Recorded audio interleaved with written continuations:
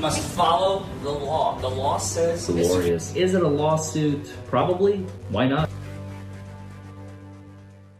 Well, hello everybody, and welcome back to Buckle Up. It's the Law with attorney Larry Forman. Folks, today we are going to do one of the most amazing videos you have ever seen on this channel. Today we are going to cover the closing argument by Donna Adelson's attorney at the end of Donna Adelson's jury trial. Now, I don't want to spoil it. This video is going to be in two parts. Once again, I just want to remind you, if you're new to this channel, welcome. Don't forget to like and subscribe and comment, etc. I will tell you right now, as a trial attorney, recording this video made me want to die, made me want to cry, made me want to bury my head and say, how is this woman in the same profession as me? What you're about to witness, folks, is nothing short of blasphemous, is nothing short of disturbing. So, I don't think I need to put a caution on there, but without further ado, let's go through the closing argument of the most twisted, vile woman to have walked the earth in recent years, and her attorney trying to scramble and create I don't know what kind of monstrosity. You're just gonna have to wait and see. So, without further ado, let's go. Good afternoon. It's been a long day. You've heard a lot, and I hope you'll stay awake so you can hear me too, okay? Right out of the gate, Donna's lawyer is basically emphasizing to the jurors, it's been a long day. I hope you don't fall asleep during my presentation because it's gonna be long and boring. Do you understand the mindset? I, as a juror, I'm sitting there. She is 10 seconds. Half of that time was spent walking to the podium. She has been speaking for 6 seconds. The first thing you gotta do is you gotta grab that jury. You gotta captivate them. You gotta grab them. Grab their attention. Listen, folks, you're about to listen to the most epic closing. It doesn't matter if it is or not. You're about to listen to the most epic closing argument, and I'm gonna tell my client's story, and you're gonna walk out of here thinking that she is innocent when you go back into that deliberation room. And I'll tell you why, and here's why. Not, well, folks, it's been a long day. I hope you don't fall asleep on me. I would very much appreciate that you guys keep your eyes open. I'm already like, oh, so I should go to sleep right now to just save myself some time? Oh my God, I'm sorry. You're gonna hear a lot of commentary. Brace yourselves. So, it's been, what, 2.5 weeks, I guess, since you started this venture with us, and you've heard an awful lot. And I'd like to take you back to my opening statement. In my opening statement, there were some things referred to today that I'd like to address. The first one is that I stood up in my opening statement and said all of these wonderful things about Dan Markel, and then I called witnesses to attack him. That is not true. That is not true. In fact, the defense is the only part of this case that actually elicited evidence through testimony about the good qualities of Dan Markel. We elicited that on cross from his ex-wife, Wendy. And all of the things I told you in opening about what a wonderful man he was, a wonderful father, well-educated, successful, we elicited that testimony. You can't say that. You're not allowed to say that. The jury is the one who is supposed to make that independent determination based on their own common sense, logic, eyes, and ears. You can't voluntarily say, actually, you know what? This is what really happened, folks. That's called gaslighting. That's when you're trying to control the situation. This woman is acting no better than Donna. And I'm not surprised. Maybe that's why Donna picked her, because, I don't know, maybe they have some things in common. That is not how you start a closing argument. Basically, everything that you have heard. And by the way, she's not even referencing in the beginning. She's referencing her opening statement, which is also not evidence. Closings are not evidence either. But the prosecution did a phenomenal job tying everything together, tying like everything in a nice little bow and serving it on a platter. She was telling a story. The prosecutor was telling a story. The story made sense. It was logical. It was cogent. It was very meticulous. It was a lot of work. She had a beautiful presentation. And guess what? It worked. Why? Because it's common sense. It makes sense. What she was saying just flowed through like butter. Even if, let's pretend for a second, it was all BS. You know what? How jurors vote? On what makes the most sense. Beyond a reasonable doubt is an amazing standard. And that is the standard in criminal cases in the United States of America. And thank God for that. But you know who doesn't follow 9 times out of 10 the beyond a reasonable doubt standard in criminal cases? The jury! You have to give the jury something. You have to empower the jury. This is not it. And criticized today for having 2 witnesses who came and testified on the stand about the dissolution case. And this is how you know you have a losing argument. You're already like, I feel bad. Why was I attacked for doing? Stop talking about what she did and give us something. Empower the jury. Give them something, woman. That had been filed in it. That was not to attack Danny Markell. We didn't put. Look at how defensive she is. The state is the one that made it an issue. They put those documents into evidence, the things that Mr. Markell had filed. So we're the defense, and we represent Donna Edelson, and we're just supposed to say, okay, well, they put it in, let's just let it sit there. We have an obligation to represent our client, and what happened in that divorce, whether it was contentious or not, was an issue the state brought up. They've been calling this a bitter custody battle for years. And they started this case by saying the same thing.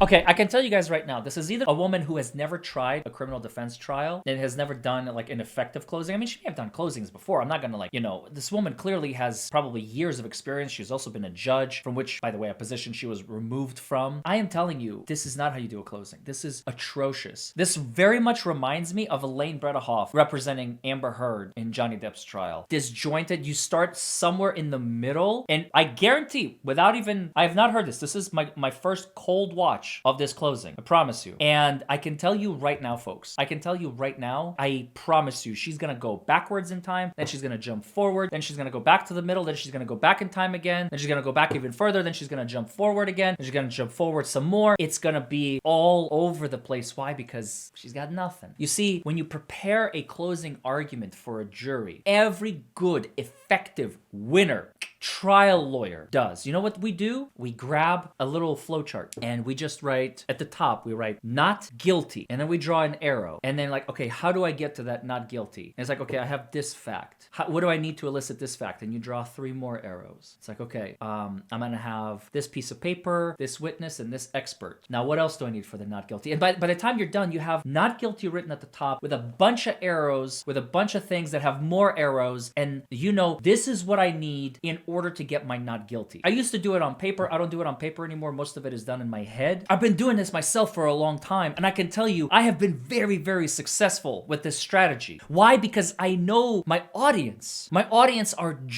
They're people with antennae for BS. And my antennae are going off like, ding, ding, ding, ding, ding, ding, ding, like you got nothing, lady. And she just started. We're barely 2 minutes in, and I'm already angry at her. I'm very angry because she's doing a horrible job. As a fellow member of the criminal defense bar, I am personally telling you folks, it's so bad. And I cannot wait to hear the rest because I'm going to have so much criticism. I can already tell. So to have the people who were actually involved in the case point out that there never was a bitter custody battle is important because there never was one. There was never a time when they were fighting over somebody having access to the children. In those pleadings, nobody says, you can't have them, I've got them. You can't have them, I've got them. When they filed their initial pleadings, they did what everybody, according to the lawyer. You see how defensive she is? You can tell she knows she's losing, and she can't even hide it. Who was on the case for Mrs. Adelson, meaning Wendy, on the case for Wendy, they all filed their typical pleadings. And in the beginning, you ask for certain stuff, and she asked for 5149, maybe for a tax purpose. But there was never one single time, and you can't be convinced that relocation was the issue where they were going to take Danny Markell's kids away from them. If you believe that, you are ignoring the evidence that the state of Florida put on against Donna Edelson. And when I told you in opening that this was all about theory and belief of what a motive was, and there was no evidence that a crime was committed by my client, Donna Edelson, that is exactly what has happened in this courtroom. The state is ignoring the evidence that came in through their Again, witness. listen to how she's talking. The state is ignoring the evidence and the evidence and the evidence and the evidence. Stop saying the word evidence and tell us what it is. The reason you can't tell us what it is because you've got nothing. Thank you. Sit down. That support our defense, and instead they stand before you with calls and text messages and they tell you what they mean. That's not evidence. Their Yes, it argument is. about what a conversation means is not evidence. It's called circumstantial You evidence. decide what it means. You've got it in front of you, and you have to consider it in the context of all of the evidence that's presented. Correct. Not just what the state puts in, but what the defense puts in. But And I know give them something. Empower them. I'm waiting for it. Come on. at some point when we were putting on evidence, you all were looking probably at me like, what are you doing? Who cares? Some of And those, then she calls herself out. What are you doing? Who cares? That's exactly what the jury's thinking. What are you doing? Who cares? That you've been doing that entire trial. I love how at least she's not afraid to admit when she's wrong. I mean, I'll give her that much. little things matter, and I'm going to cover those in the defense, and you'll see why we put those things in that Okay. didn't seem like that. I had a hoot to do with Don't anything. tell us. Show us. Explain it to us. Don't just tell us, listen, I've got it in my pocket. Don't worry, I'll show you. But first listen to me rant about what I have in my pocket. And then I'm going to show you what I have in my pocket. And then at the end, you're like, you still haven't showed us what you have in your pocket. Well, don't worry about it. Thing, because they actually did. Now, I think the state, near the beginning of the case, and I don't recall who the witness was, but near the beginning of the case, the state, through a law enforcement officer, elicited testimony about how this event transpired, this brutal killing of Danny Markell, how it transpired, and how they were able to break the case. And what did they tell you? They told you they broke the case because Luis Rivera, who was one of the killers, decided he would cooperate with the state of Florida in exchange for a deal, which for his crime, he ended up, the testimony was, he got 7 more years. And also, may I just say, the constant point at the table, point, slam, slam, slam, slam, slam, point, slam, slam. That is, you know what that reminds me of? A child throwing a tantrum. You know how kids are like, no, I want the cookie. Give me the cookie. That's what I'm seeing here. I know you refuse to listen to what I have to say, so I am going to try and pound it into your heads by force. That's a losing strategy, folks.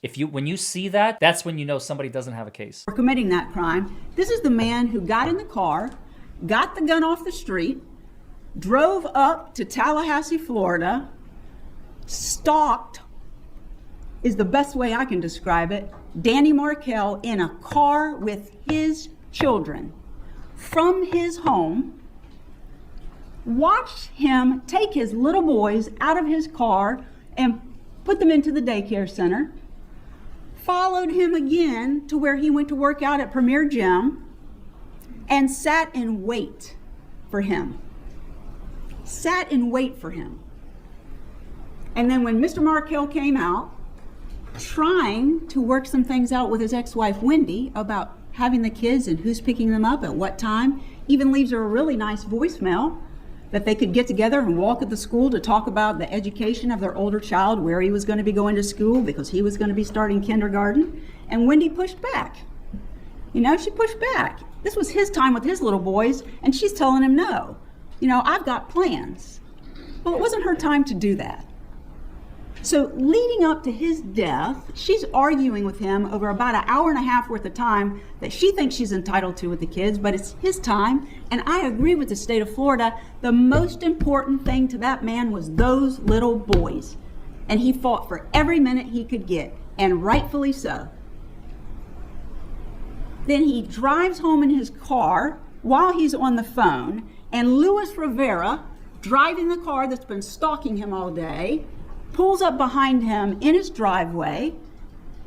Sigfredo Garcia gets out and shoots him twice in the head, and they pull off at a pretty high rate of speed and leave Danny Markell dying inside his garage. Left him to die. Those are the people that killed. Okay, so she finally told us some facts. Those are the people that killed him. Now tell us why Donna didn't have the motive and how she was not complicit and how she didn't give away the farm. And explain to us why the bum and Charlie's behavior and Katie McBenoit's behavior and all of them are irrelevant. So, okay, you finally got a decent start, even though, again, I would stop with the pounding, lady. You sound like a child throwing a tantrum, but whatever. Let's say I'll excuse that for a minute. Show us where, why, and how everything that you are saying now does not directly point to Donna with her motive to relocate the kids down to South Florida. Let's see how she does it. Danny If Markell. she does it at all. Those two people. And the state has all kinds of arguments about how Mrs. Adelson's involved because she said these things about him, and we'll get to that in a second. But if Luis Rivera is telling the truth, what did he tell you when he got on the stand? What did he tell you? He said, and this is his signature on this document dated March 11th, 2025, when he was deposed, and those numbers and circles are his. And he testified to you that, where are my numbers? That Catherine McBenoit, that's right, Catherine McBenoit is the person that elicited Sigfredo Garcia to kill Danny Markell. Now her versions change over time, so we'll have to address a few of those. And then she says she didn't even know Luis Rivera was involved.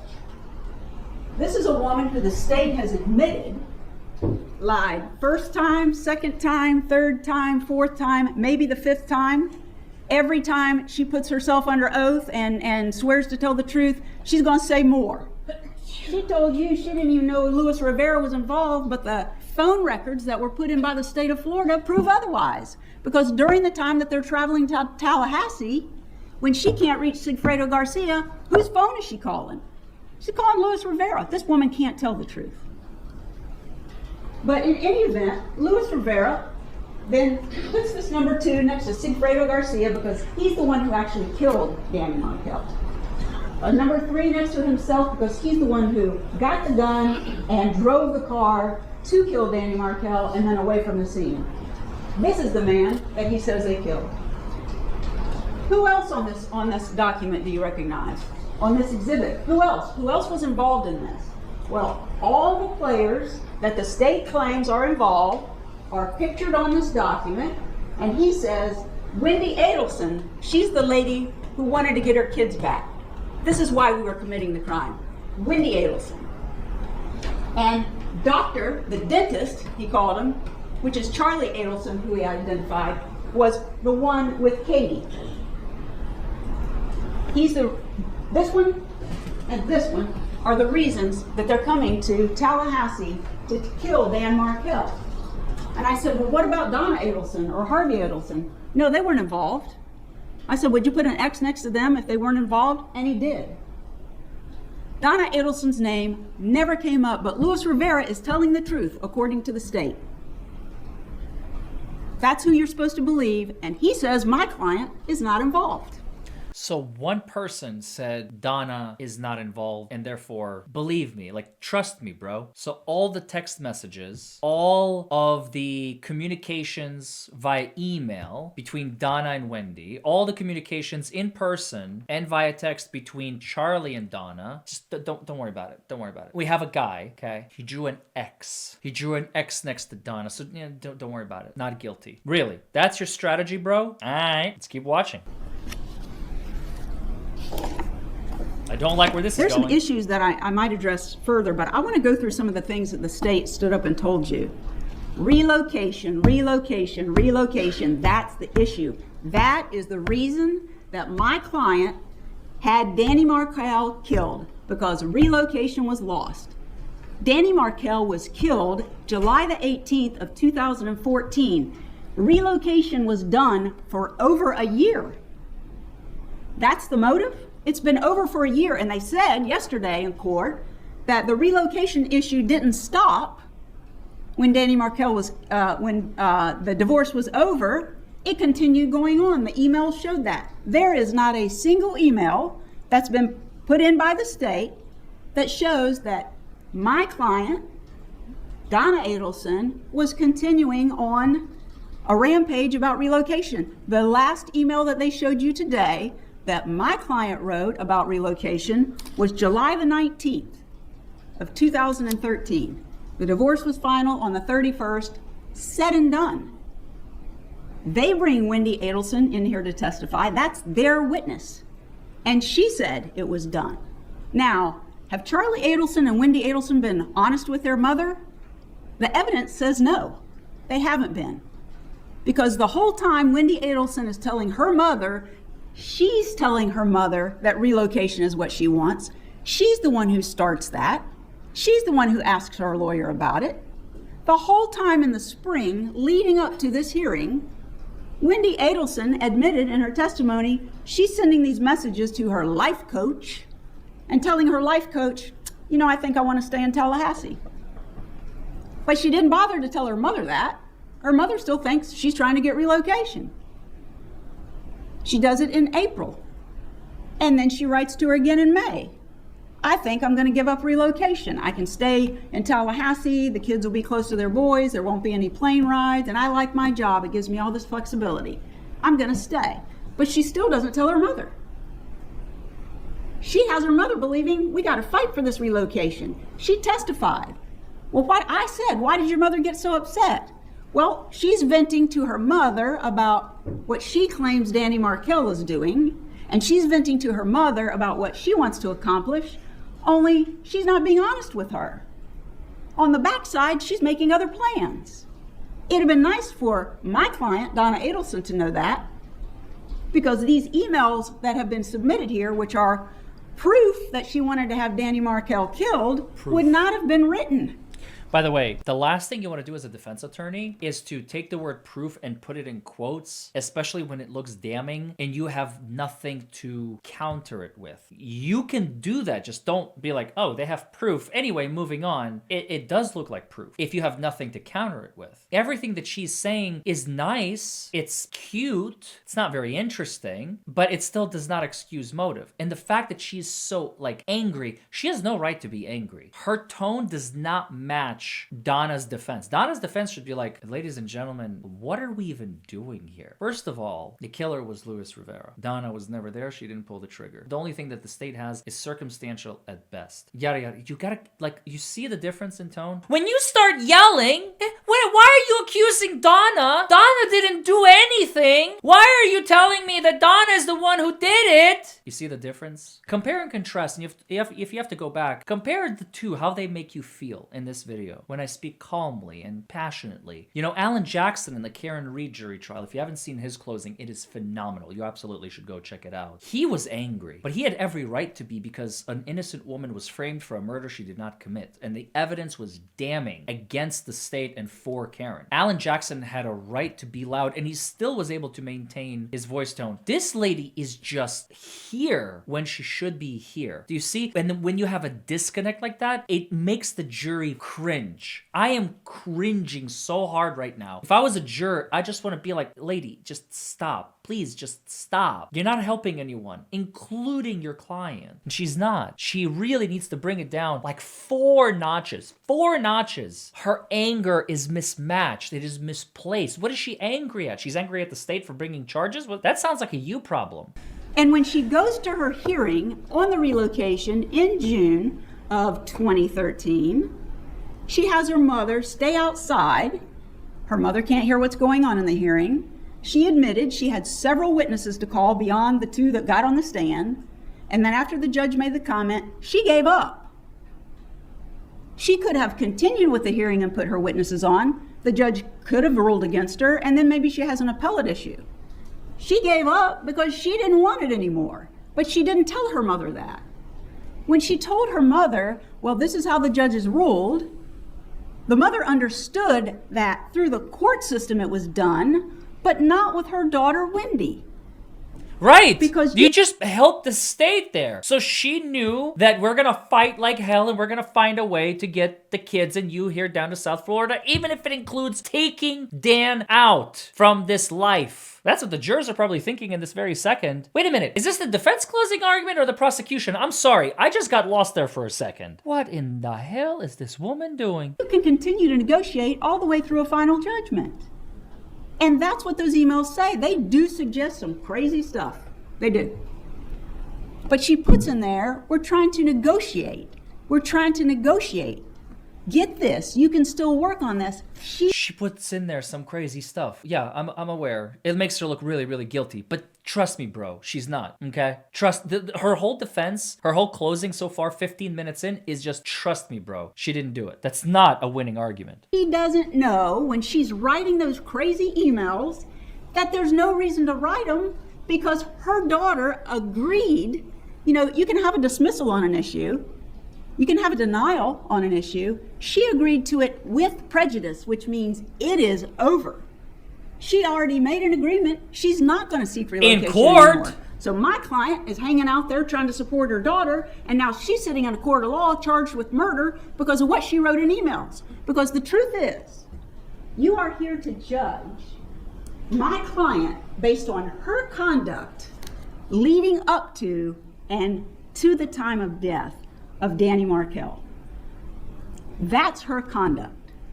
Can you consider things she said and did after to see if it corroborates that she was involved? You can. But her conduct leading up to the day that Danny was murdered is in this book that the state has entered with emails.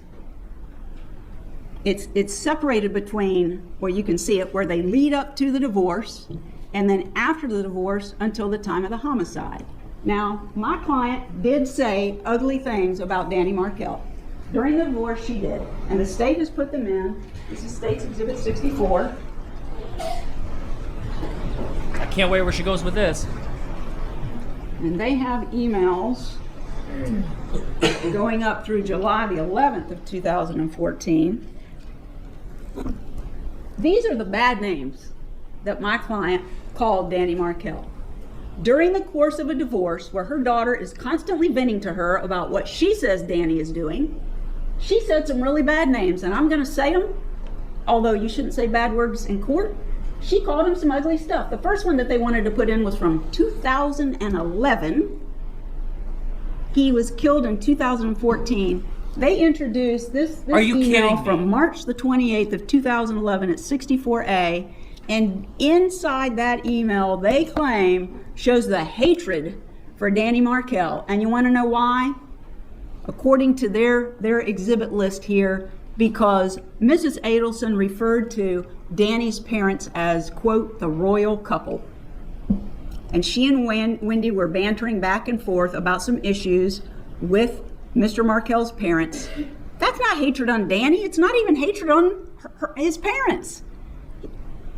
We're sitting here with murder charges because she did something like that, called somebody a royal couple. She said other bad things. She called Danny a major fucker. It's a culmination of everything. You see how she's cherry picking arguments of the state and making it look like, but if you look at this argument in isolation, it looks stupid, doesn't it? The state never argued that she killed Danny or orchestrated Danny's murder because of these words. And now she's gonna go point by point because she has nothing and she has to burn the clock. She's burning the clock, folks. Oh my God. That's her strategy. And then at the end, she'll say, Donna, I've done everything I could. And that's her strategy. Burn the clock. Oh my God. Wow. Jibbers, which Wendy Adelson testified that she came up with that nickname for him. A religious zealot, and Wendy testified that the issues in their marriage included matters of he had now become more strict in their religion than she wanted to follow. That was one of their problems. She called him a royal jackass, a piece of shit, a fucker, crazy, a bastard, and she called him Elvis. That's why we are sitting here today. That is hatred for somebody. No, it's not. That proves they wanted to have him killed. No. Are you serious?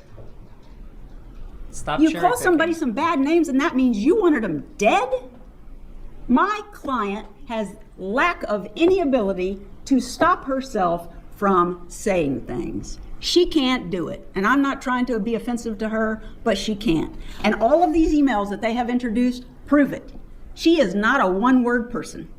She goes on and on and on and on. And they believe that she had Danny Markell murdered because she said some bad words. There's not a lick of evidence in here that they submitted of what she did prior to July the 18th, 2014, where she said not a single word, that she wanted him killed, She was planning to have him killed. She was going to find somebody to kill him. She was going to pay somebody to kill him. She was going to kill him. But she was glad he was dead. That's not in here. And this is it. This is it. Before he was killed. You're judging her conduct before he died, up to his death. And that's all you've got. And I told you that in the opening statement. They have a lot of theories, and they like to spin evidence a certain way to make her look bad because she said ugly things. That explained why that evidence doesn't work. Don't just point. See, you're just picking. Give us the synopsis. I'm waiting. We're all waiting. Of somebody having somebody killed. And that's it.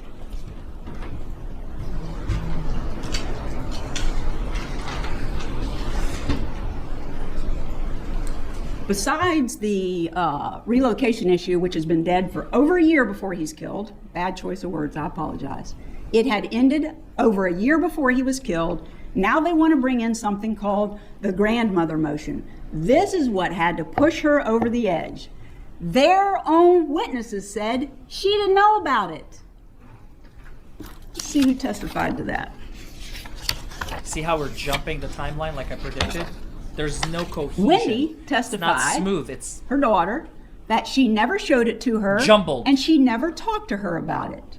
But then there were two more witnesses for the state, and they were Craig Isom and Jason Newland. And when they testified on cross, they admitted that there was no evidence that that motion had ever been forwarded to my client. Not a single piece of evidence. What if she had gotten it? Do you want to know what it accuses her of? That a 3- and 4-year-old said that she had called Abba stupid. Stupid. And that drove her over the edge? One, she didn't know about it, but two, somebody claiming you said the word stupid, that's what brings us to murder charges? It's unbelievable. But that's their spin that they want to put on it, because they've got this theory that she's the mastermind. And then they stand up here in their closing and they say, everybody who's been charged in this case, so they want to point at the other one, and point at the other one, and point at the other one. No. Who is pointing at these people? The state of Florida.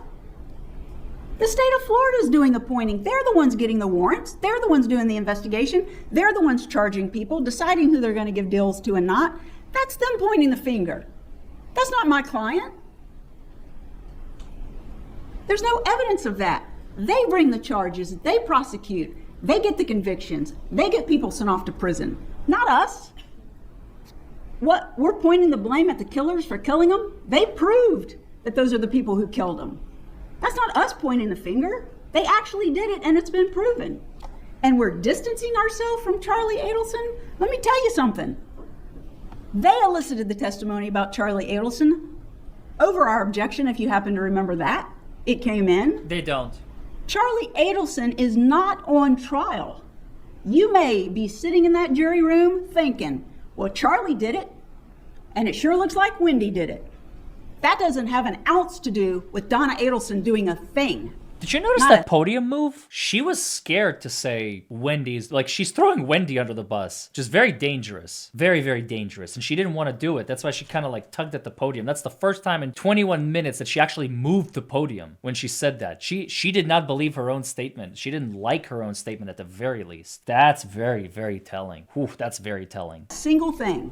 If you think he did it, he's been convicted. He admitted in his testimony that he is the person, although he claims he was extorted, he is the person that took $138,000 out of his refrigerator-size safe that he has at his house, with the money exactly like he says he kept it, stapling $100 bills together in stacks of 1,000, staple, staple, staple, staple, staple. He said he took that money out of his safe and he gave it to Catherine Magbanowa that night. You want a drinking game? And please don't do this because you will die of alcohol poisoning. I'm warning you right now. And especially if you're over the age of 21, this does not qualify for anyone under the drinking age in the United States of America or wherever you are, whatever your drinking age is, 18 in the UK, 19 in Canada, 18 in Mexico, whatever. Drink every time she hits the podium. No, don't do it. I'm kidding. Please, for the love of God, don't do it. But I swear, you will die of alcohol poisoning. Don't do it. Whether that's his girlfriend and they're still fooling around on the side, that's between the two of them. That's got nothing to do with my client. He did it. But now they want to say Donna Adelson did it. Pick one. You don't like our theory? That's what they say. You don't like our theory? Oh, well, you like our theory on everybody else. Pick one. If you have prosecuted Charlie Adelson for paying the $138,000 stapled, just like their other witnesses in this case said, why are they now saying Donna Adelson provided the money? Oh, wait. Oh, because Catherine Magbanawah, who's been sentenced to life and is telling her sixth story now, has decided she'd like to see her kids someday. So now she's going to come in and provide information that will help the state prosecute an innocent woman so she can go home to her children. That's what that's about. So she claims that this all goes down. Charlie puts the money, Charlie, not Donna, Charlie puts the money stapled just like she knows he does into her trunk. She drives it the next day to Sigfredo Garcia, her baby daddy. He takes it out of the trunk, and a day or two later, she gets hers back. And she says he puts it in her closet, and to this day, she wants you to believe that that money sat in her closet and she spent it along the way. The records that Miss Hull testified to, showing all her cash deposits, she clearly was doing something with it, right? But to this day, she wants you to believe she has absolutely no idea how much money she had.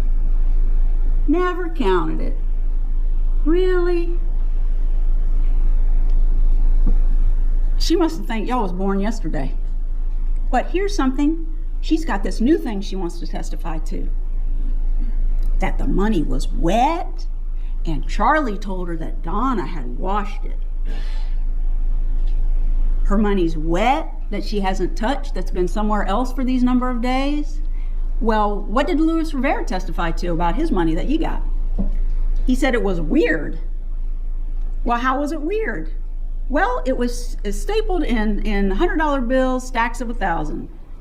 Not a single word about wet, and he got his money before she did. He got it straight from Sigfredo. This washing money wet thing is nonsense, and they've already proven that it was Charlie Adelson's money that was paid through Katie Magbanawah to those two killers. Whoops, it's gone. But now it's her fault. And I'm not sure what this is all about. The state standing up saying that the defense has suggested that Harvey is the one that did the Evite. We haven't said a single word, presented any... And by the way, just that comment alone, I'm sorry, I have to point this out too. Oh, oops, it's gone. Rather than pausing and saying, hey, to her co-counsel, do you mind putting it back up? She's so frazzled and dazzled, she can't stop. It's like a jitter thing. Like she has to just keep going. I have to keep going. I have to keep going. I have to keep going. I'm angry. I'm angry. I'm angry. I'm angry. That's not good lawyering. A good lawyer gets up there and is very calculated, emotionless. You have a right to be angry if you have a right to be angry. Do you understand what I'm saying? If you have a right to be angry, then show it. Don't inflate it. Show us your anger. Don't pretend you're angry. She is doing a great deal of pretend anger, and it's extremely visible because she can't even contain herself. I think she is angry at the fact that the state has a very solid case and she doesn't know what to do. She is not prepared for this. She was not ready to argue against this. You know what I mean? I mean, it's atrocious. It is atrocious. This is one of the worst closing arguments I have heard since the Johnny Depp trial. Don't forget to like this video, comment below, subscribe to the channel. Evidence or made any argument that Harvey Adelson is the one who created the Evite. Their witness that they called, Wendy Adelson, sat up there and said, what did she say? She probably did it because her mom doesn't know how. And then their other witness, Chris Corbett, Sergeant Corbett, who does all the media and cell phone tower stuff, he sat up there and he said it was clear to him from his research and investigation that my client, Donna Adelson, didn't have a clue how to work that. But she's responsible for sending out an Evite that Wendy says she did, where the names come up with guests who are going to be there that are Wendy Adelson, because she kept that name, and her two sons. So it's Wendy, the name of her two sons, and then Adelson at the end. If that's how it appears, Wendy did it, not my client. And there's more proof of that real quick to come. She's really throwing Wendy out of the bus But the Evite thing is a non-issue. I just can't imagine what that is about. She's actually doing the same thing that the state was saying. They're all pointing the finger at each other like the Spider-Man meme. She's like, okay, so let me do some finger pointing myself. It's not a good look. The state has argued that between the time the killers came to Tallahassee in June and the time that they came back in July and actually killed Danny Markel, that Catherine McBanawa said in her testimony that between those two time periods, when she was discussing scenarios with Charlie, he would say he had a call from his mother, step out, have the call, come back in and say, oh, they're stressed, they're stressed. Catherine McBanawa, not one single time testified to when that occurred, number one. Number two, if you've heard evidence in this case and paid attention, Charlie Adelson is not a one-woman man. He's got lots of girls. She doesn't know if that was really the mother on the phone. She doesn't know who he was talking to or what they were talking about. But she wants to get out of prison. So she's got information she's willing to share now. Even the prosecution is yawning. That's pretty, look, I don't know if she's actually yawning because she's tired or she's pretend yawning. Whichever one it is, I hate to say it, if I'm a juror and I see that, it's effective. It goes to show how unfazed the prosecution is by her closing. Whether it's true or not is irrelevant. The appearance does the trick. Because they believe it. She's been going for half an hour. Charlie's business. There is a slide that the state had in its presentation this morning that they showed to you that shows that Charlie Adelson owned the dental practice up until 2015. Do you remember seeing that slide? Well, here they are again, ignoring the real evidence.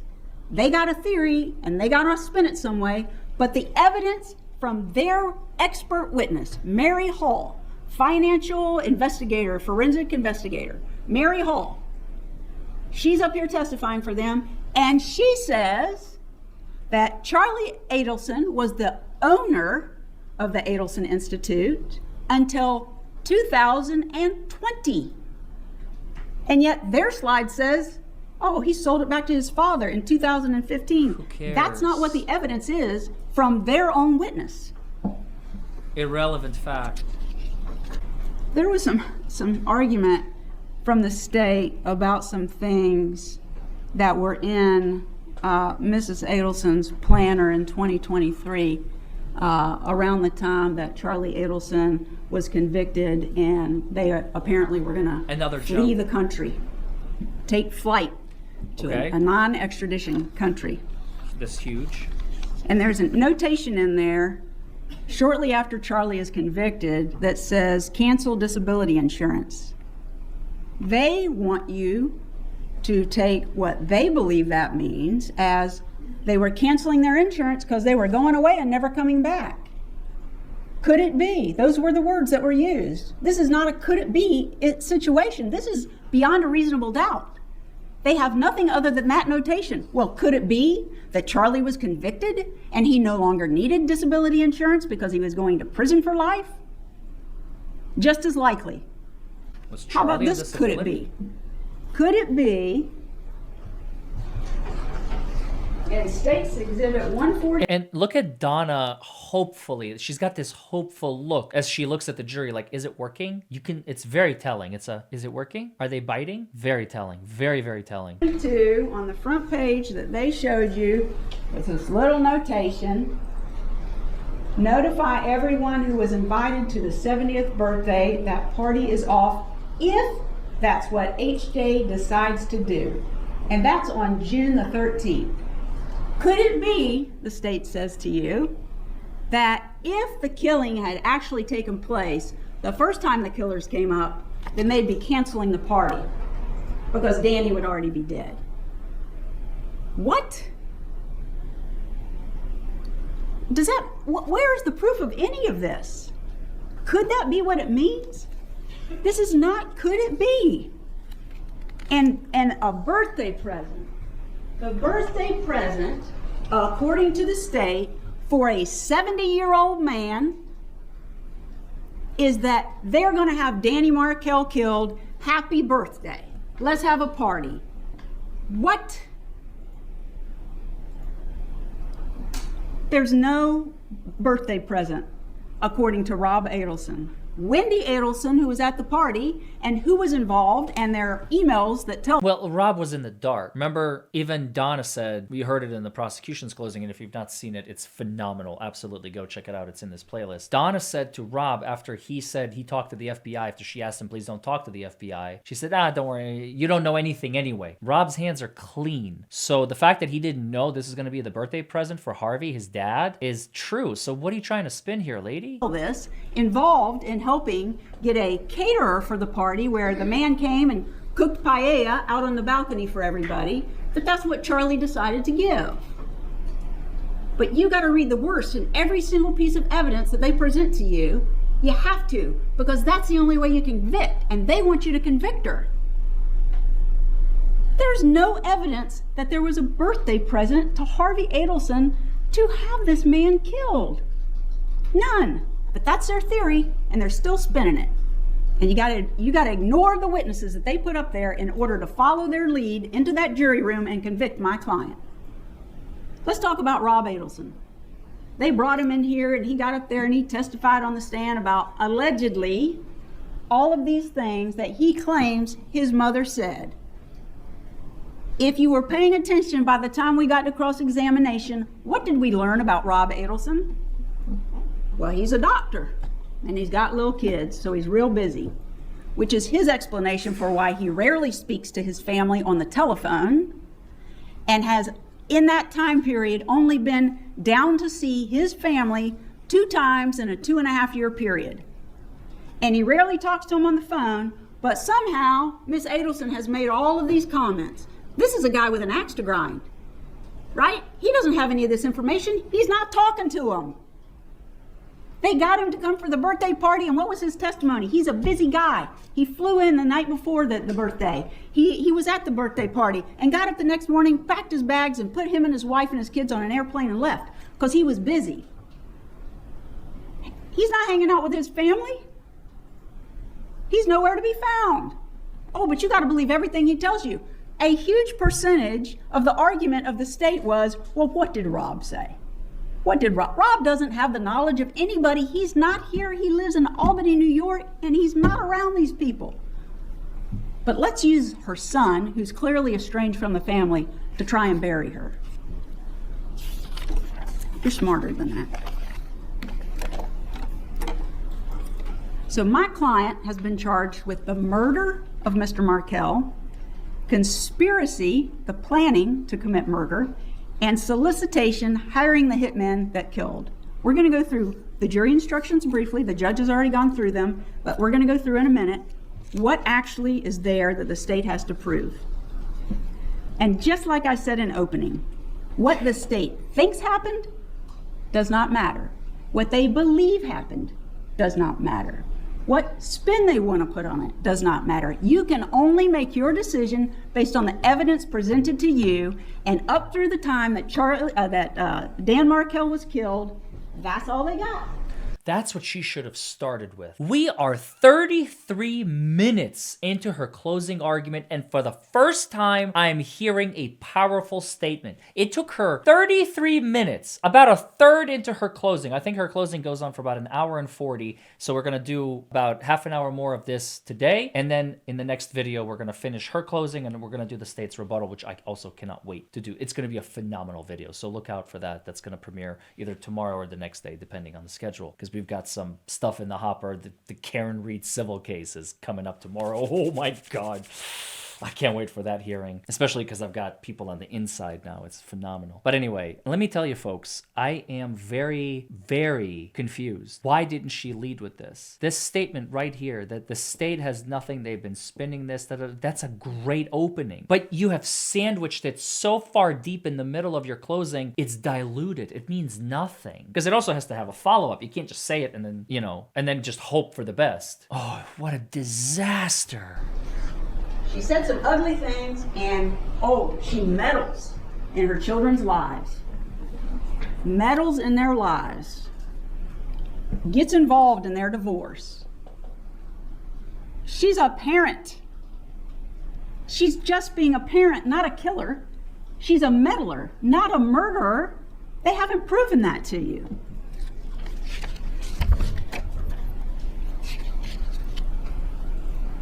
just like I told you in opening, what they were going to be able to prove, and that what you were going to hear a lot of evidence about, lots of introduction of exhibits was going to come in. They proved that those two men killed Danny Markell, that Catherine McDonowall was the one who found the killers, that Charlie Adelson is the one that paid the money.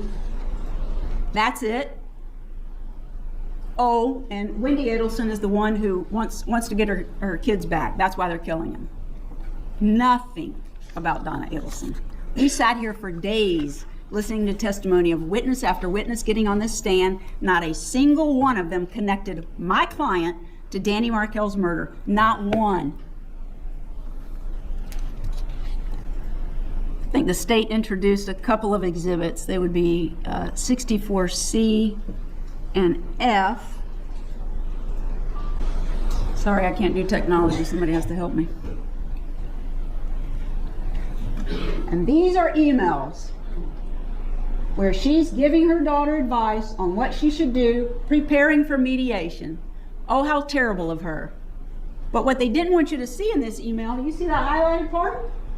If she thinks she's going to have him killed, why is she telling her daughter in mediation, make sure in the final order that he has to pay half of this expense and half of that expense and extracurricular activities and tennis lesson and baseball? That's because that was a year, well, shouldn't say that. That's because it was a few months before they started planning and orchestrating Dan's murder. Lady, the state has made it clear. The state has made it abundantly clear that this was months in the making because they're not a criminal syndicate. They're not a criminal family. They don't do this kind of stuff. This is foreign to them. Charlie had to enlist Katie, who enlisted somebody else, who it took him a few trips to actually orchestrate and commit the crime. The state has shown evidence, text messages between Katie and Charlie going as far back as Halloween 2013, weeks after all of this happened, that it's time. This is so weak. So weak. How does she not realize? Or maybe if this is all she has, that's a different question. That's fine. But folks, this is embarrassing. This is so embarrassing. All right, let's keep going. Teams and travel. Well, who cares if they're going to kill him? Why is she writing that?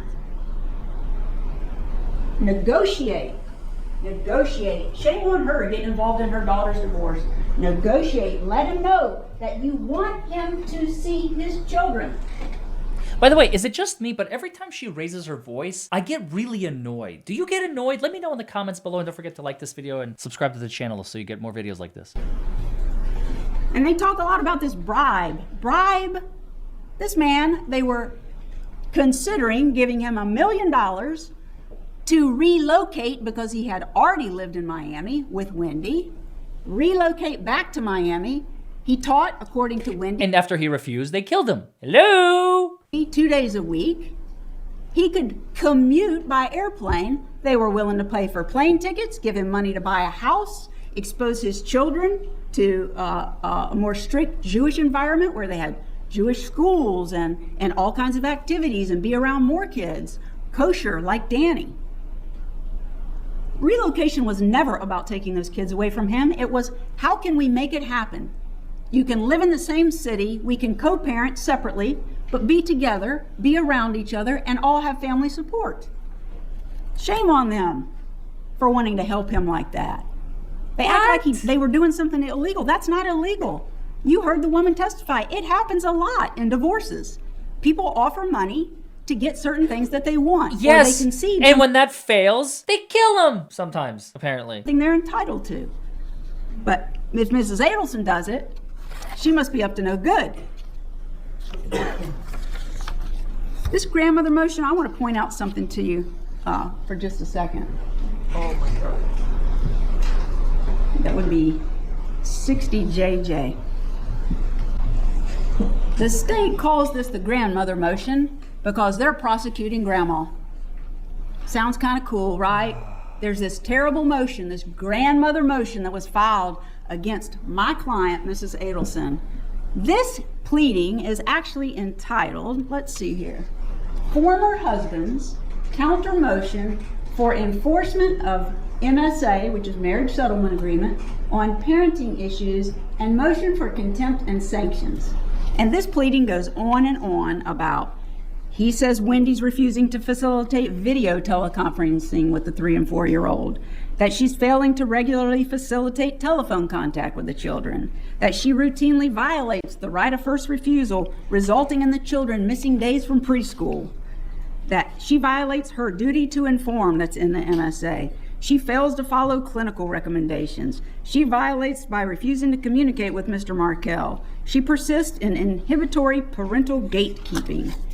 Refused to provide access to have both children on one of the child's birthdays. The only single complaint he makes about my client is she called him stupid, according to a 3 and 4-year-old.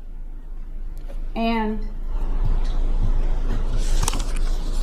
This is so weak. So weak. I'm not sure I can do this, but I'll try.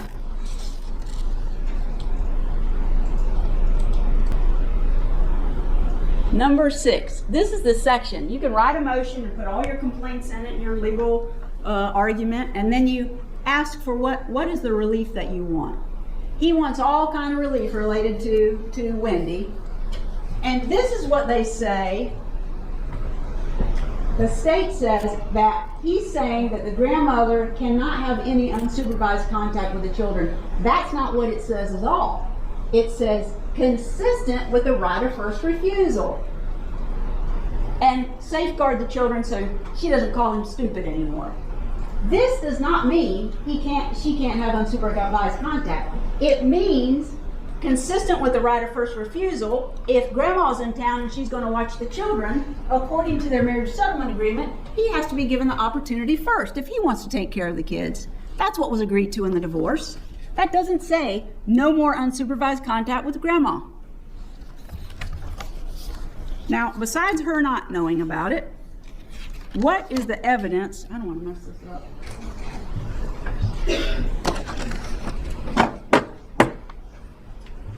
What is the evidence that supports 2 things? 1, that my client did not know it had been filed, and 2, that Danny Markel was not trying to keep my client from having unsupervised contact with him. Well, the proof is, from Wendy's testimony, that he continued himself because during the course of the marriage and separation and divorce, my client, Mrs. Adelson, didn't just continue to assist Wendy when Wendy needed help with the kids. She continued to assist Danny. And in fact, that motion was filed on March the 26th, and the testimony was, for almost 2 weeks in April, my client watched the boys while both parents were out of town. And my client facilitated the Skype with the grandsons for Mr. Markel. Now, if he's really worried about her having unsupervised contact, is he going to leave him with her for almost 2 weeks in April? And he does it again and again. And the last time that he does it is on July the 11th. That's according to Wendy. He comes home and he needs help. She's going to go do something, and then now it's his time to have the children. So he asked my client, Mrs. Adelson, if she could watch the boys, and she does. And she knows he likes this particular kind of banana bread that she makes, and they're going to mock us for this, but that's okay. He likes this particular kind of banana bread. It's got chocolate chips in it and no nuts. And so what did my client do? Before he came to pick up the boys the next morning, the evening before, she makes him a loaf. But she hates him. Oh, God. She made him a loaf, so she didn't kill him. Yeah. And clearly he hates her because he filed a motion. What are you on, late? You know, whatever she's taking, I want some. Please give it to me. For the love of God. There is no cohesion. There is no direct line of thought. Listen, my client is innocent because, let's begin at the beginning. Remember I told you in the beginning, folks, she's going to be jumping around. We've seen this. Pretty much every case where you are on the losing side, there's no cohesion. You jump forward in time, backward. We're in 2023. We're in 2019. We're in 2014. We're in 2012. Now we're in 2015 again. Now in 2014. Like, she's just like making a look. There is no evidence here. Just trust me, bro. Just and it doesn't work. It's not working. You're losing that jury faster than you realize. I guarantee most of them have either their arms folded, if we're able to see them right now. They either have their arms folded and or they have whelp faces on, you know, the face. And to top it all off, more than likely, they're bored because they've already made up their mind and they realize 40 minutes in, there's no way that you're suddenly going to surprise us with something new. They're like, we want this lady to wrap up so we can go and deliberate. Because she's the only thing that is standing, she's the only person that is standing between us and a guilty verdict. Oh, God. It's unbelievable. Us sitting here is actually unbelievable. Yeah, we have to listen to you. Now, I want to talk about the day that Danny was killed with respect to my client. We're not going to go through all the details again, but what is the evidence about my client? The state has said that my client tried to set up an alibi for her daughter. I don't know how it could have ever been considered an alibi because the man was going to get there at 8 o'clock in the morning, and the evidence is he got killed around 11 o'clock. But State's Exhibit 64FF is from the Geek Squad. And the state presented earlier that not only did Donna Adelson send an email... we're jumping again. Now we're at Geek Squad. ...to Wendy that morning, or before then actually. Not only did Donna send an email to her about the appointment, but Harvey, the dad, did as well. And here is the form that was completed, not by Donna. They say Donna arranged it. Mr. Harvey actually made this appointment for the broken television. They had purchased a plan for protection on this television and believe they may get a replacement or a repair. When they made it, you have to fill out some information on the form. And what does this say? Would you be willing to accept a sooner appointment if one became available? Yes. Well, now, are you going to accept an earlier appointment if it becomes available if you've got a homicide planned? That doesn't make any sense. This is supposed to be her alibi, but they're agreeing you could come earlier if you want. And then the mother sends an email. Do we have that? And what she tells her daughter is, if you can't keep Friday, July the 18th between 8 a.m. and noon, call that number to reschedule. The contract is under Harvey Adelson's name with Dad's cell phone number, but the purchaser is actually Miss Donna's name and cell phone number, and she provides her with a work order. Here, we did this for you, like we do everything else for you, and apparently that's a bad thing according to the state, helping your kids this much. But here, we helped you out, but if this doesn't work out for you, change it. A fake alibi, that's what they want you to believe. You got to read bad into every single thing they present to you to come to the conclusion that they come to. Now let's talk about Defense Exhibit 71. There was, according to the testimony that you heard from the state, Wendy Adelson was interviewed at TPD the day that Danny was killed. They went and found her at a restaurant, and they've introduced these pictures about what she did that day and where she went and how she took the long way around. But she's sitting at TPD being interviewed, and she has requested to be able to call her mother. And unlike other exhibits where the state hired someone to enhance it so you could hear the call better, they didn't do that in this case. And the recording is actually inside the room. You can see it. That's an interview room at TPD. And not only are you hearing what Wendy is saying, there's the victim advocate that testified that my client was shocked when she heard the news, but my client is actually on the other end of the phone, so it's not real easy to hear. But if you put the headphones on, you're actually going to hear some things, and you can hear what my client's reaction is to finding out that Danny Markell has been shot. Excuse me. Can we play that? If you could just please put your headphones on. It's not easy to hear.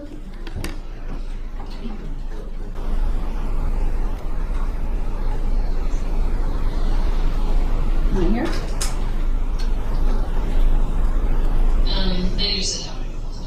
I'm fine, and the boys are fine. Danny has been.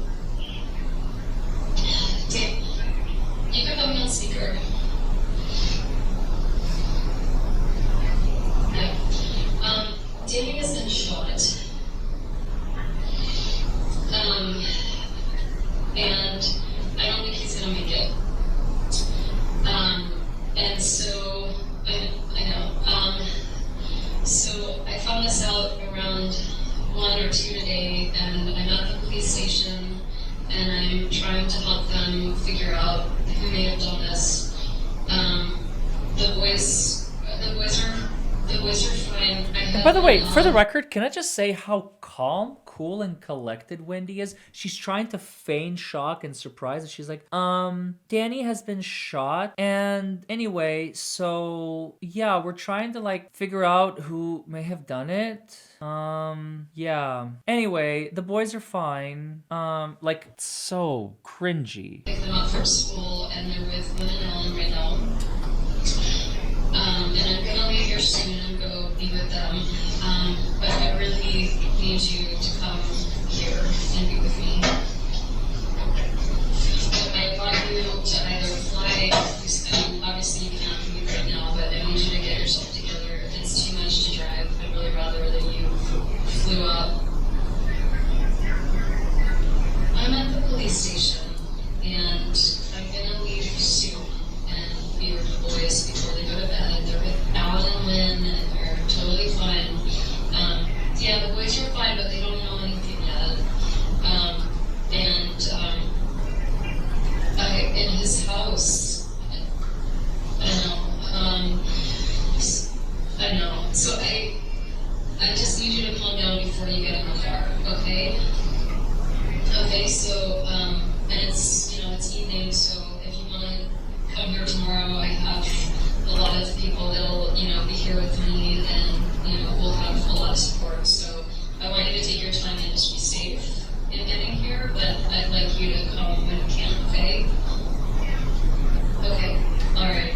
I love you.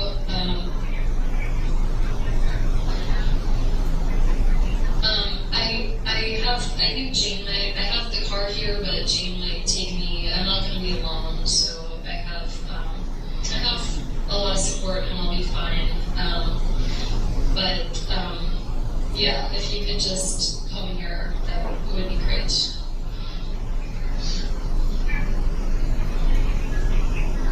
He's in the ICU in the hospital. Okay, but be careful, okay? Okay. Okay. Okay, love you too. Bye. Mom.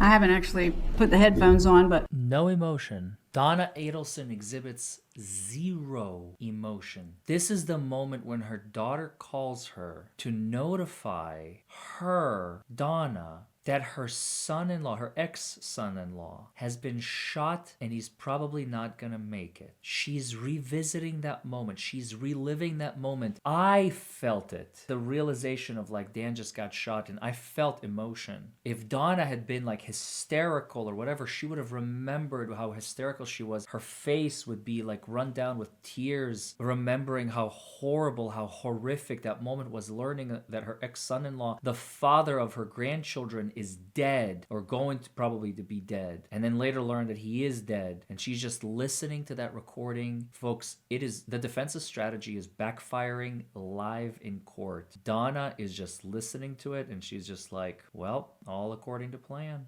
Yeah, I'm sorry, Mrs. Defense Lawyer, but your strategy just shot you in the foot in the most unexpected way. hopefully that assisted you in hearing, but like the victim advocate for TPD testified, she was shocked. She's not sitting home waiting for a phone call, let us know that it's done. It's 7 o'clock at night, and Wendy's calling from TPD to tell her mother that Danny has been shot.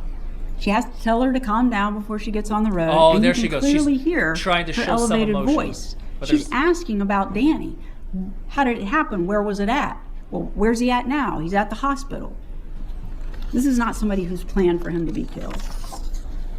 Sure about that? Now, the state has made a pretty big deal about the road trip that the 70-year-old man and 64-year-old woman take that evening when they leave their home.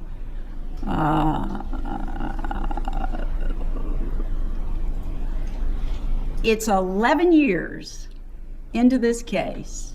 Why are you It's smiling? this July that just passed before the investigator in this case, who's given testimony again and again after he's deposed, decides, I'll go ride the route. 11 years. They've been claiming now, my client, arrested almost 2 years ago, that this ride is completely off, but they haven't even tried it themselves, right? And even when he testified, and also when Agent Sanford testified, first of all, he didn't do the whole route, he did a segment, because he's determined that in this segment is where Mrs. Adelson was at for too long. Did you take any snacks when you did the ride? And he's only doing part of it. Well, yeah. Did you get some coffee? Yeah.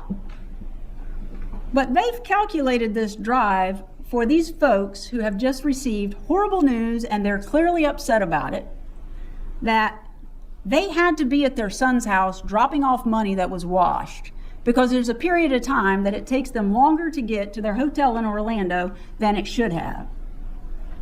They took into consideration nothing with respect to their age, that they hadn't had anything to eat. They didn't calculate any time in to stop and get gas, or to use the restroom, or to maybe sit down and have a meal. None of that's counted in. It's got to be a strict from here to there, and you're not there, then you must be doing something bad, and it must have something to do with murder.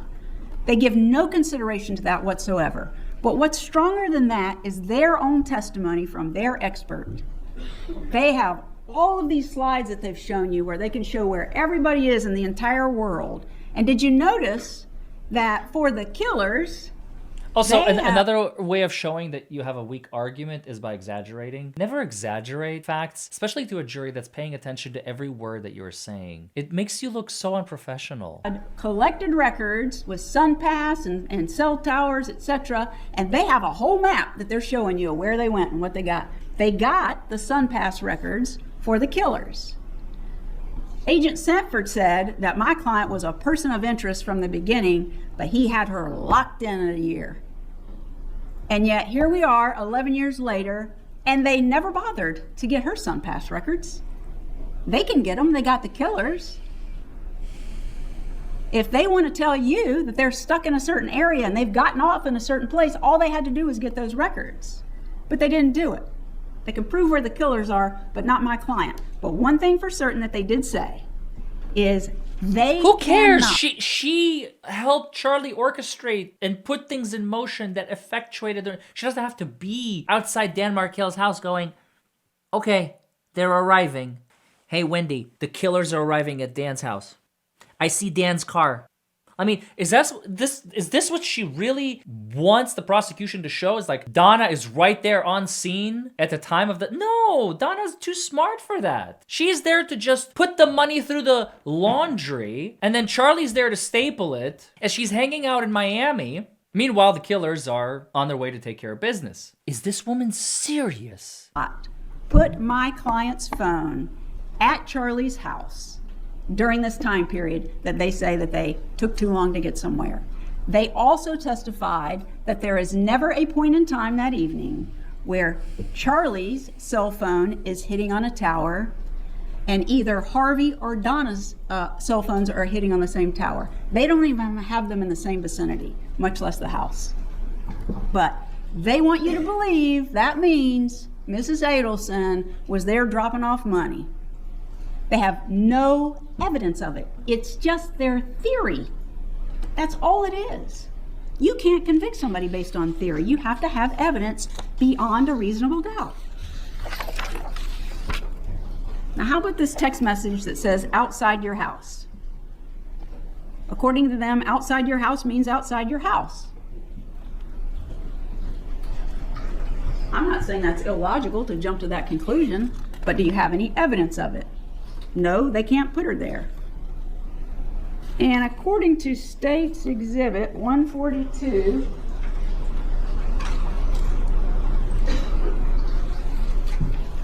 if Mrs. Adelson was at Charlie's house, what in the world is she doing hanging outside for over 30 minutes before he gets there? She's got the garage door code to get in, but she's outside the house? They introduced this. She had talked to him according to their records. She had been on the phone with Charlie. She talked to Charlie. And then later on, they send this text message, and it could mean many different things. Did you see that? Even the clerk, the court reporter, she's got the whelp look on her face. I mean, folks, you can't make this up. You just saw it. I just saw it. She's just like, she knows that she's got nothing. It does not get worse than this, folks. It does not get, when the own court's personnel are just like, wow. But it would have been 30 minutes while they were waiting there for him to get there. And there's no reason for them to be outside the house because they know he's not there. It took him 10 minutes to send, or 20 minutes to send a message back saying he was 10 minutes away.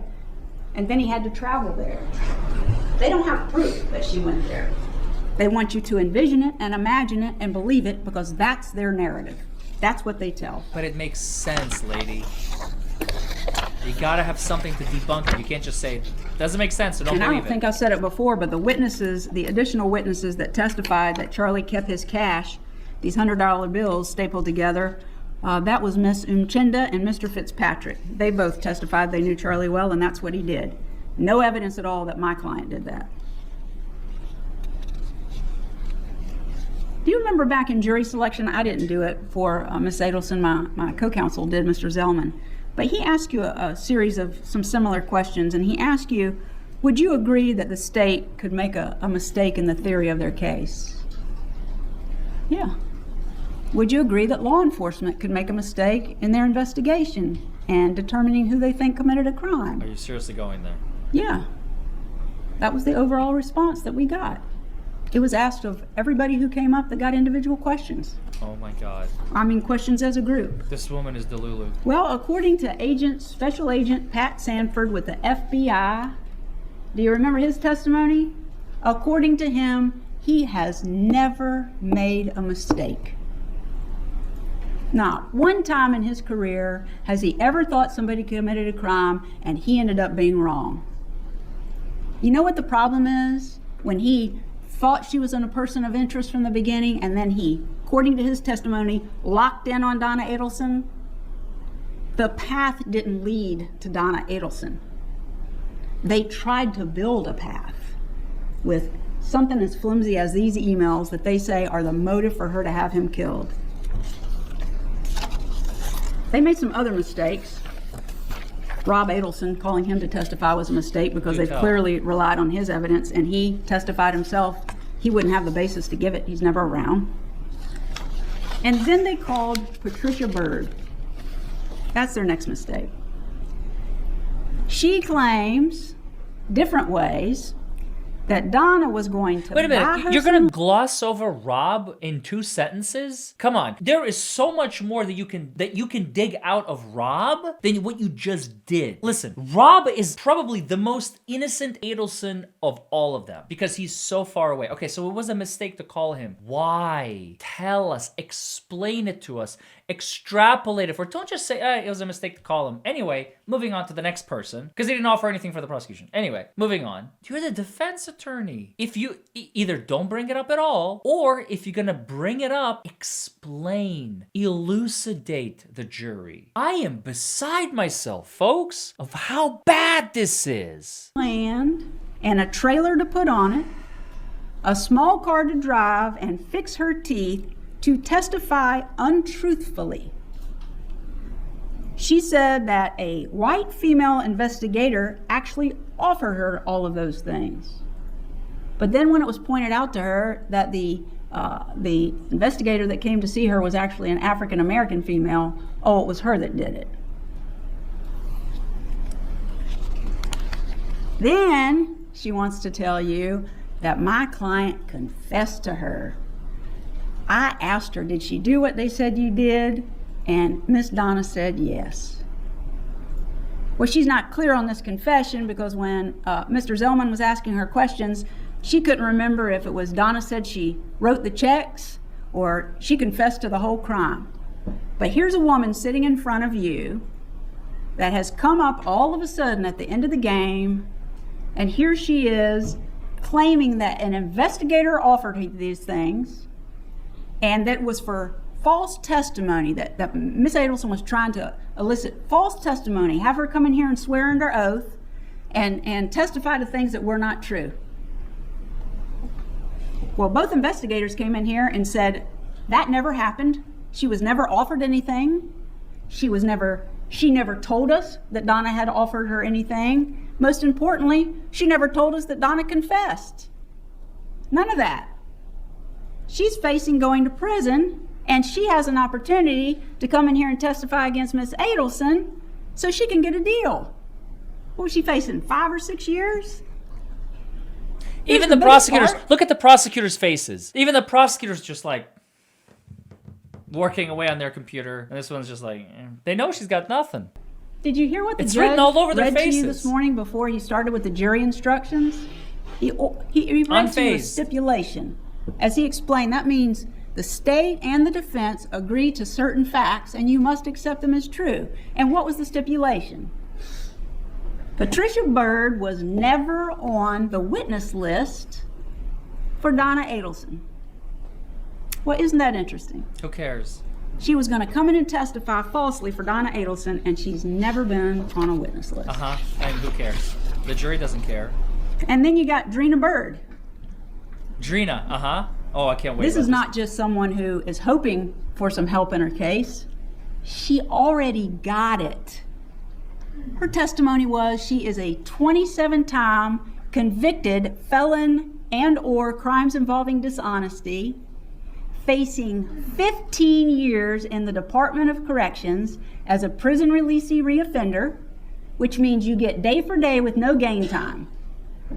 Here she comes saying she's got all this evidence, and Donna's offering to do the same things for her that, oddly enough, Patricia Byrd in the same cell block has said is going to happen. What does she do? We tried really hard not to bore you by playing the whole tape, but there's an exhibit that we put in, and it's the video of where Donna and Miss Bernhardt are sitting at a table. Oddly enough, Miss Byrd wasn't there, and she told you that she was with Donna Adelson day and night talking about her case. She wasn't anywhere around when they're sitting at this table, but you can watch that video again. I would just like you to recall this. Who shows up to that table first? Drina Bernhardt does. Who shows up with paper and a writing instrument? Drina Bernhardt does. And while they're sitting at the table, is Donna sitting there just telling her? No, they're having a conversation. How does the writing start?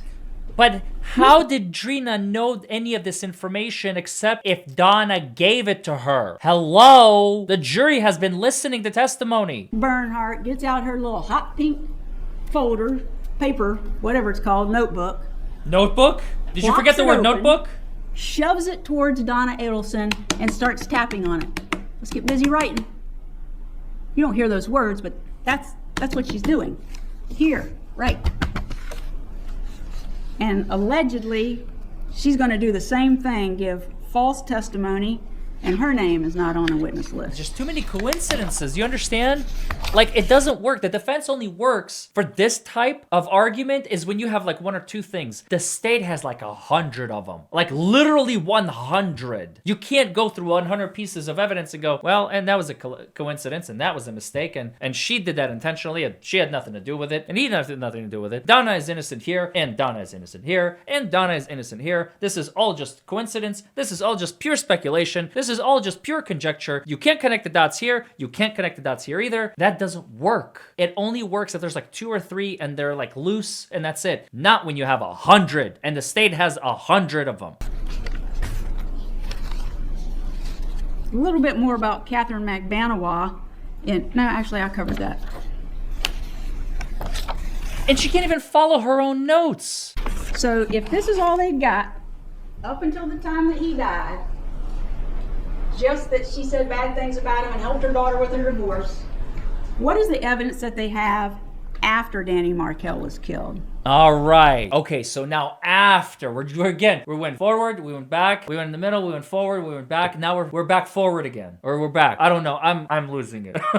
Oh God, this is one of the worst closings I have ever heard in my entire life, folks. This is one of the worst closings I have ever heard in my entire life, and I cannot wait to finish it. Folks, in part 2, we're gonna finish the closing, and on top of it, so we have about an hour left. We have about an hour remaining in the next video of just pure video, not including my commentary. And of that 60 or so minutes, 40 of that is gonna be the defense attorney finishing whatever on earth she has been doing the past few 61 minutes. And then we have 20 minutes of rebuttal by the state. And that's also gonna be really, really juicy, so you do not wanna miss the next video. But tomorrow, I'm gonna do everything in my power to release the Karen Reed civil trial motion that is September 22nd. Alan Jackson is back in Boston. He's gonna be doing the civil case, so folks, tune in for that. You don't wanna miss that at all. There is some juicy, juicy stuff because the defense for Karen Reed in her civil case, they have a surprise. And tomorrow we're gonna find out what it is. So folks, thank you all for joining me. I hope you learned something. As always, I love every single one of you, and I will see you all in the next video. Bye, everybody.